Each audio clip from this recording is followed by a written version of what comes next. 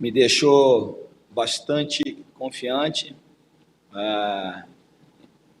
questão assim, bastante positiva, a entrega, a disposição do trabalho, o entendimento, a retribuição deles, e ao mesmo tempo, na coletiva, eu falei, agora eu espero essa retribuição no jogo, né? A força que teve no sábado, a força da semana, a gente transferir para o jogo. Passei a leitura do adversário, a estratégia que talvez ele viria, o que a gente, né, tinha que ter como uma equipe para vencer, para se impor, independente de não ser um mandante. A gente ia estar na nossa casa, ia ter os torcedores do nosso lado, que o início nosso teria que ser forte, e demorou um pouco essa atitude, essa transferência do trabalho da semana no jogo. Vamos dar uma finalização no adversário com 25 minutos do primeiro tempo.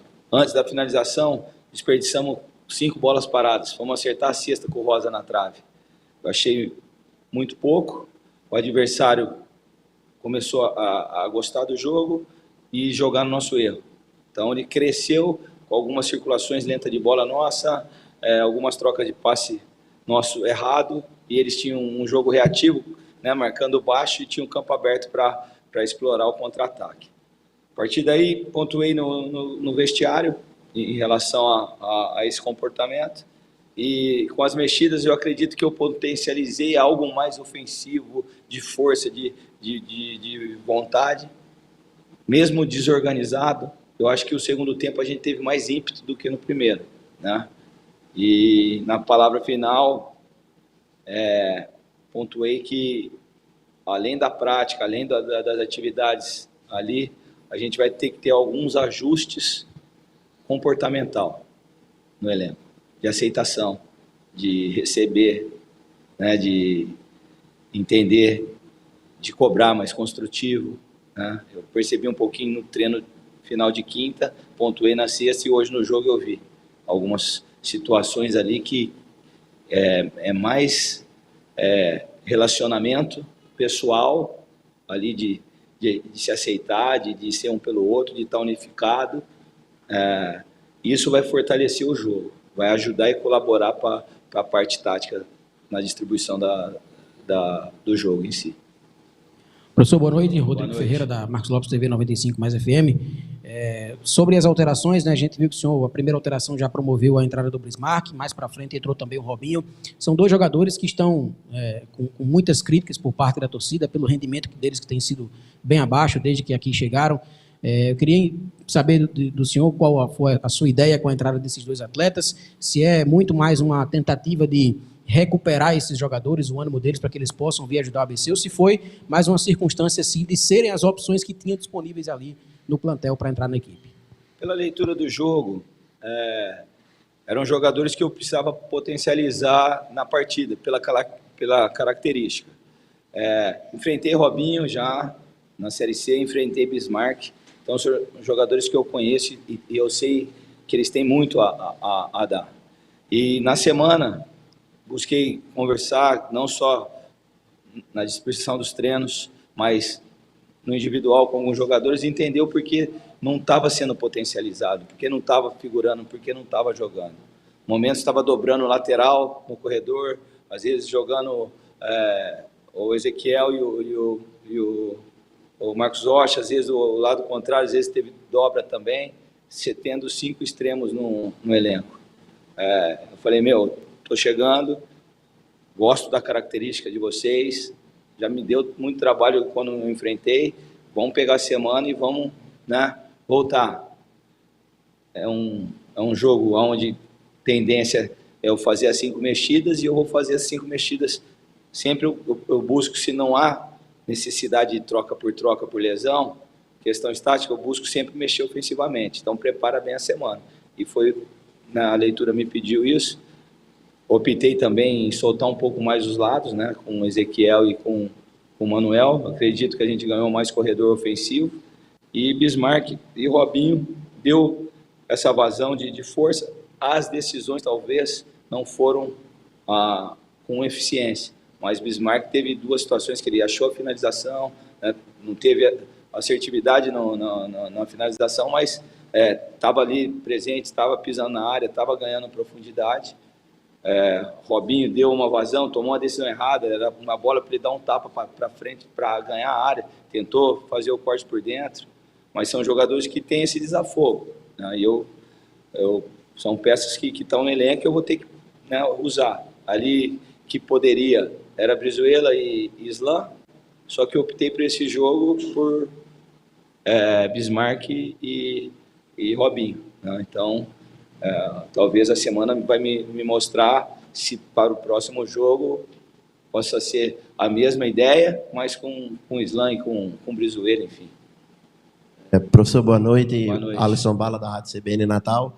Eu queria fazer até duas perguntas. Uma que você teve que mudar a sua estratégia em cima da hora. O Madison sentiu, e aí você sai de um esquema que era com 3 meias e muda para 3 atacantes. Você tem outros volantes no banco, por que não permanecer com aquela primeira ideia de ter mais um homem no meio, como por exemplo o Aziel ou Anderson, e você optou pelo Joãozinho? Pelo menos por parte da nossa equipe, algumas substituições, como o próprio colega falou, que a gente pensava que o ABC iria melhorar, como por exemplo a saída do Matheus Rocha, e o ABC acabou não tendo tanta ofensividade por ali, e se foi uma opção a saída do Matheus Rocha para a entrada do Ezequiel? A questão do Anderson era uma opção. Como eu falei, eu estou chegando no clube, eu tenho que escutar as partes. Eu tinha uma opção de manter o losango com o Anderson. Tinha uma opção de deixar o Rosa no triângulo normal, pelo corredor do lado esquerdo. Marque até treinar nessa função de mais centralizado com Alisson e esquerdinha. E numa conversa que eu tive rápida ali, escutando as partes, potencializa o Joãozinho ali. Um jogo que eles vão estar no abaixo, o Joãozinho é um jogador vertical de enfrentamento. E eu escutei e tomei a decisão. Eu acho que perdeu um pouco daquele de força com o Madison ali, mas teve uma leveza em algumas situações. A própria falta frontal que nos gerou a bola na trave foi uma bola que o Joãozinho quebrou a marcação. Teve uma que ele correu em cima da linha ali, que se ele domina, talvez ele ganhe a área. Ele tentou fazer de voleio, né? Ele deu uma movimentação diferente. Então, antes de tomar essa decisão, eu busquei escutar também a comissão fixa, né? Falei com o Tostão, falei um pouco com o Lucas, o analista, em cima da característica do Laguna, e por ser um jogo que precisava dessa velocidade nessa opção do Joãozinho. Sobre a mudança de Rocha e Ezequiel, Manuel e Sampaio, foi para ganhar corredor.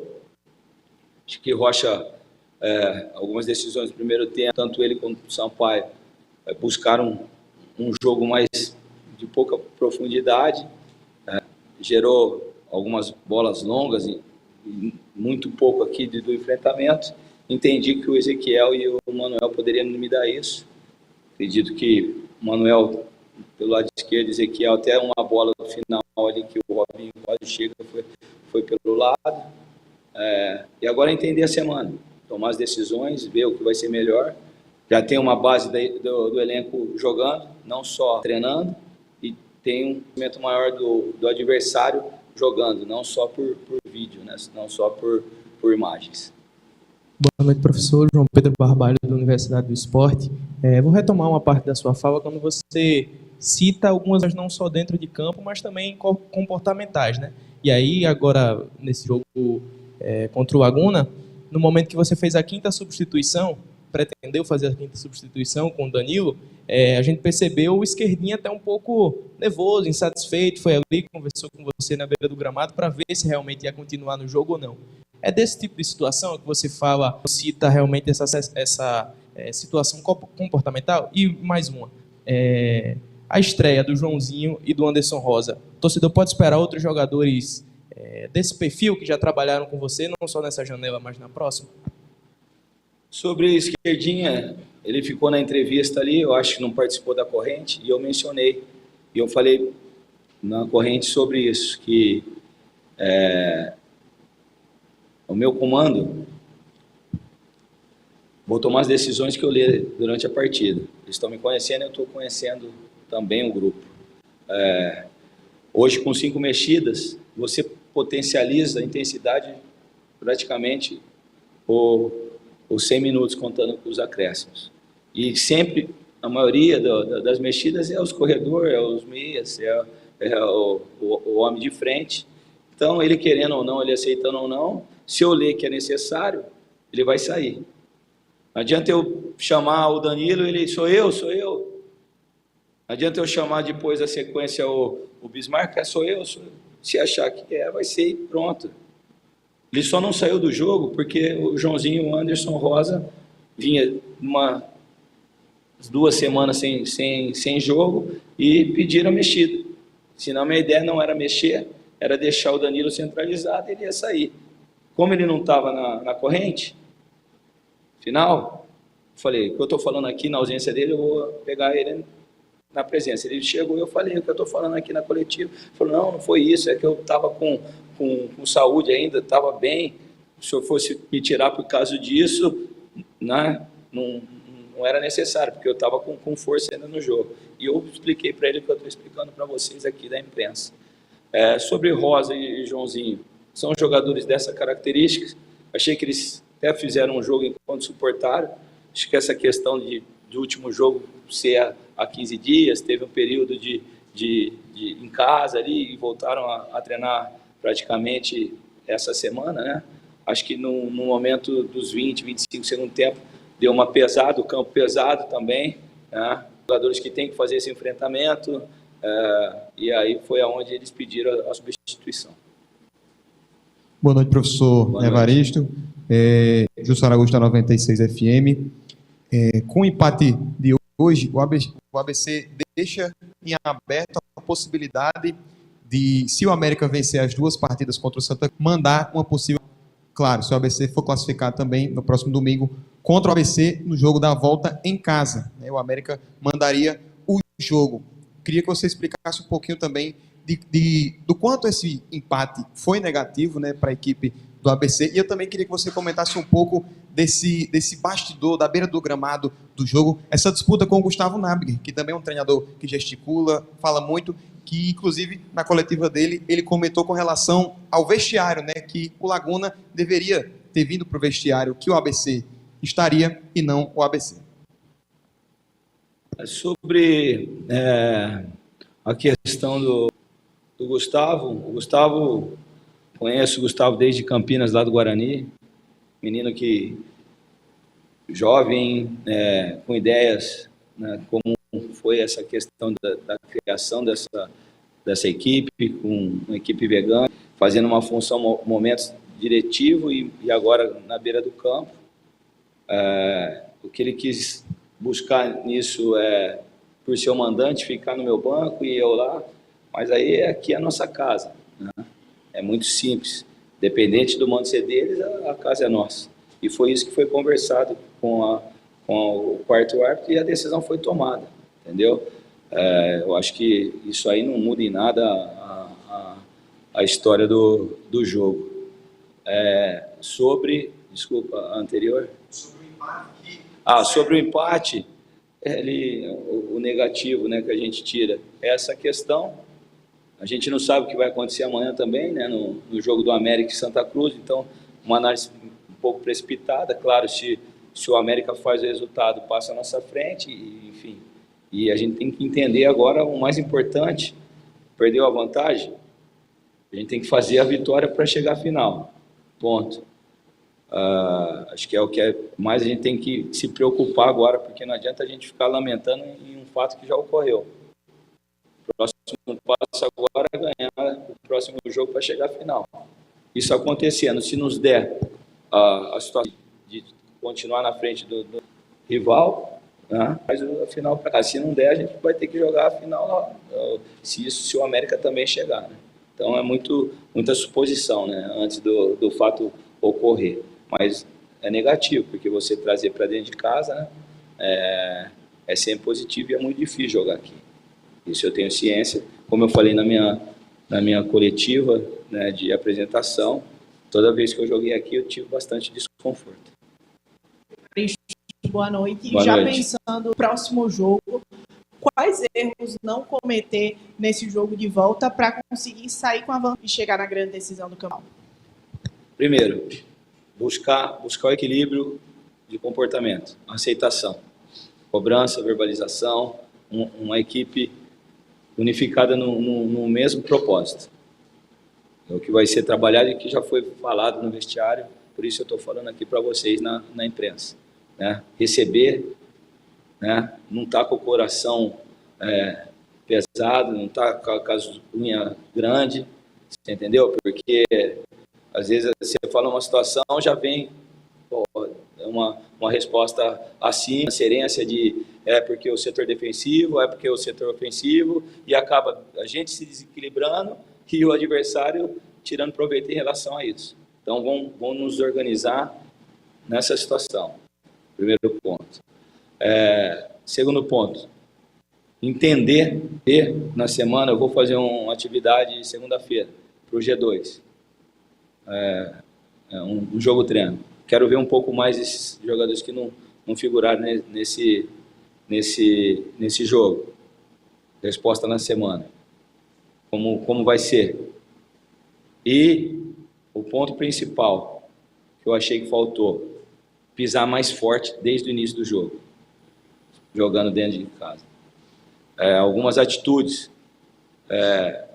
0-0 o jogo, vai lento para bater o lateral. Independente que o Gandula é dos caras, estava segurando a bola, vai lá e tira a mão da bola do Gandula e mostra a atitude de que não está contente com o 0-0. Tem 5 bolas paradas dentro de casa. Você não pode desperdiçar 5 bolas paradas. Põe peso. Eles tiveram uma, deu um perereco na área lá que o Erivelto bateu. A gente desperdiçou 2 com o Alisson, 2 com o Rosa, troca o Alisson, vem o Rocha, desperdiça lá em cima na arquibancada. A gente está dentro de casa, põe peso, toda a bola parada. Com a equipe que joga com uma linha baixa, ela te traz benefício se ela for bem executada. Né? Agora você tem que ter eficiência, zelo para cada bola, em 2 partidas que são 180 minutos. Toda bola ela tem que ter uma valorização. Então é isso que eu quero pôr. Primeira opção, lateral para frente. Toda bola, a primeira opção está sendo olha para frente e devolve para o Bispo. Olha para frente, devolve para o adversário, corre em cima da gente. Põe profundidade, sustenta uma bola lá no campo dos caras, dobra a perna, sofre uma falta, ganha corpo no campo adversário. A circulação dessa bola, lateral, Sampaio, Bispo, Jefferson, Rocha. Daí fechou, eles balançaram, não deu linha de passe, devolve. Aí você vai trocar uma bola curta lá, eles roubaram uma bola, quase nos gerou um prejuízo. Tirou da pressão, abriu, o Bill estava deixando um pouco mais o Jefferson jogar, fechando o Bispo, conduz a bola e erra tentando, força uma bola ofensiva, ao invés de ficar, às vezes, dando morosidade no jogo, né? E aqui não dá para você ter morosidade, porque se você não ganha espaço no campo adversário, começa a vir a vaia da arquibancada. Então a gente tem que entender isso, que tem que jogar sempre agressivo. Corre risco.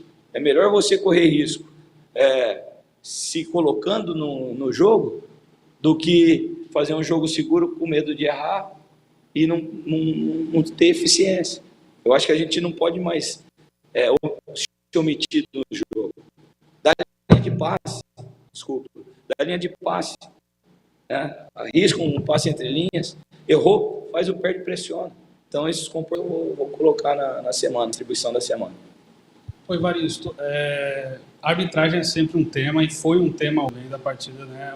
Reclamou muito de uma possível penalidade, não sei nem se você já viu a imagem. Vi a imagem. Queria saber o que você achou do lance em si e como é que você avalia a arbitragem também de hoje, se foi uma boa arbitragem. Eu achei que apitou normal, Moisés, eu achei que eles retardaram muito atendimento, muito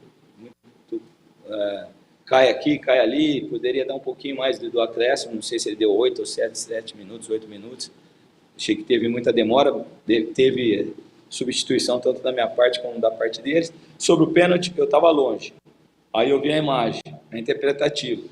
Uma semifinal, a importância do VAR. Se tem o VAR, né, analisa, errou, não errou. A gente, aqui é difícil falar, né, em relação a se foi ou se não foi. Que eu vi, ele deu o tapa e já projetando o corpo. Se houve o toque, ali tem que ter uma análise muito criteriosa, né, tem que ser um especialista. O pessoal do VAR, às vezes, toma decisões erradas, né? Eu fui prejudicado num lance que ficou evidente, que foi até exposto depois no Brasil, Volta Redonda lá, que o Braulio deu um pênalti no Robinho ridículo, né? E ele deu com o VAR. Né? Então, um jogo sem VAR é difícil interpretar, mas ter cautela. A gente tinha que impedir a chance do adversário simular uma situação, né? Acho que o erro maior foi isso. Foi uma bola que a gente rebateu mal, devolveu ali e de repente gerou uma igualdade ali defensiva. O menino pegou e foi quebrando a marcação e invadiu a área. Então é impedir essa situação, né? De dar chance para o adversário tentar para nos prejudicar. Ok?